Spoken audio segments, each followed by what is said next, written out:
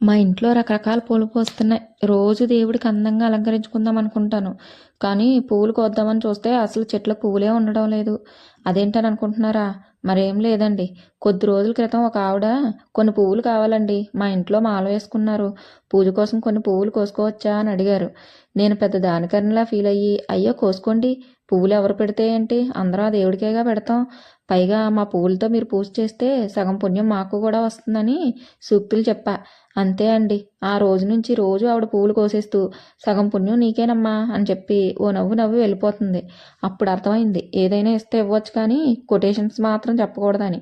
మా ఇంట్లో పూజ గదిలో దేవుడి ఫోటోలు నా వంక జాలిగా మాకెప్పుడు పూలు అలంకరిస్తామని అడిగినట్లు అనిపిస్తుంది. అందుకే ఆవిడ కంటే ముందే పూలన్నీ కోసేస్తున్నా. మా ఇంటి దగ్గర నేనే దొంగలా పూలు కోసుకోవాల్సి వస్తుంది. మిమ్మల్ని కూడా పువ్వులు ఎవరైనా అడిగితే కోసుకోమని మాత్రమే చెప్పండి, నాలా కొటేషన్స్ మాత్రం చెప్పకండే.